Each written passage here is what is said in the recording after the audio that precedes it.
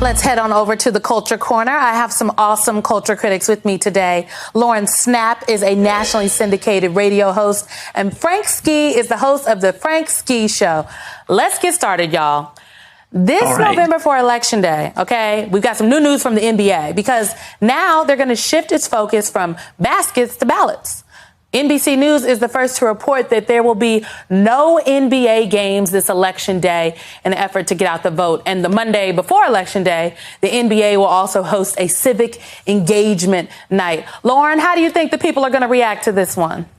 You know what? I think that people are going to be so excited. You know, we are one of those countries that, we don't practice a federal holiday for election days, which is not typical for a democratic country. And so I'm just really excited that the NBA is saying, hey, hold on, we've got to take responsibility for this. We have to get people to the polls. This is not a play day, literally not a play day. We've got to get people to the polls. I'm pumped. I'm so excited to see this happening. I mean, I think the NBA is putting their money where their mouth is. First of all, I need to find my camera. Let's start there. Yeah. But Frank, I'm very excited about this. And I just wonder if more entities in sports should be doing this. This should actually be a lead for the federal government to make it a national holiday.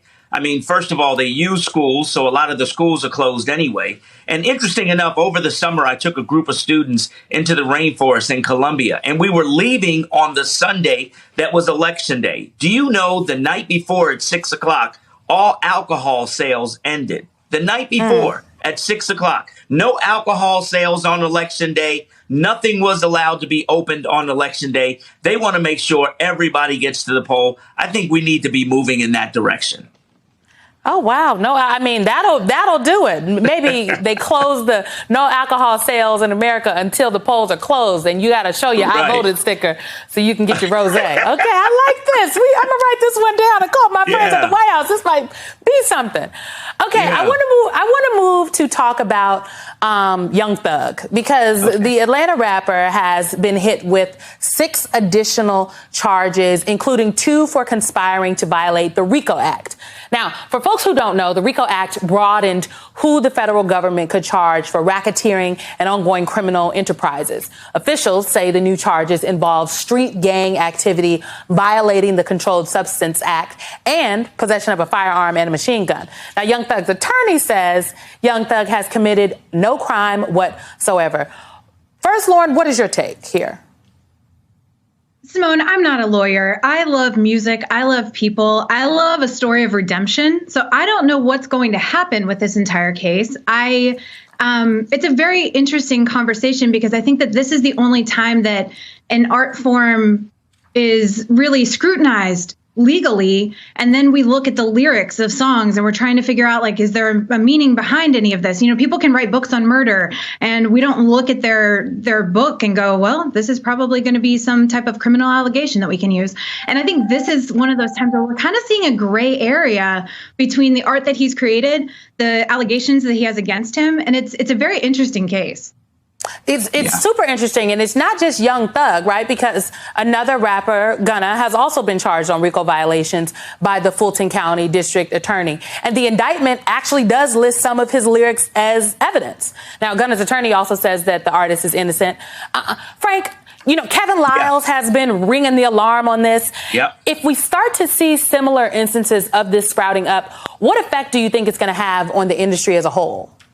Well, I think, number one, what Kevin is doing is amazing.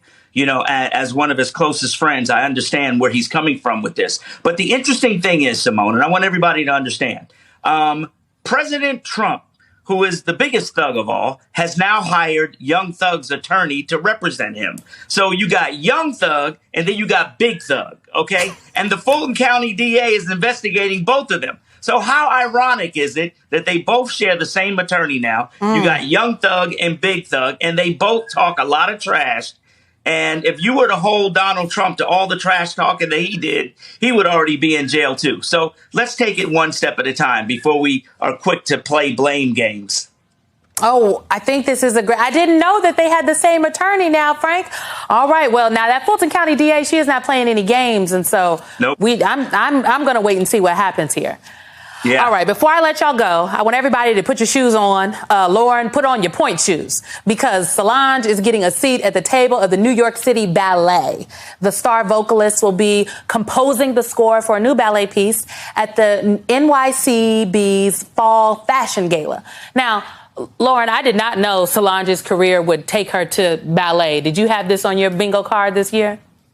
You know what? I didn't. I mean, she's been a songwriter, she's a choreographer, she's in fashion and film and visual art, and she's done such a great job of just building out a really robust repertoire.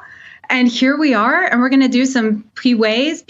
I'm not a ballet dancer, but now I want to be because she has inspired me to like really dive into this art form. And I'm just excited because I think it opens the door for people to be able to see her bridge her dreams into her reality. And I really hope that we walk away from this and we go, you know what? It doesn't matter where I come from. It doesn't matter how much money my parents have. It doesn't matter what kind of snacks my friends eat at the lunch table. You know, you can do multiple different things and be really good at it. And be excellent. Frank, you going to the ballet now? You know, I saw some of Solange's moves on the elevator with Jay-Z, and I'm really thinking she could really do this. You know what I mean? So, listen, she comes from a lot of good stock, and I think she's got it. She's super creative, and I love her to death. This is going to be fantastic. This is going to be amazing. I'm ending this conversation before the Beehive comes over here. Lauren Snapp, Frank Ski, thank you both very much.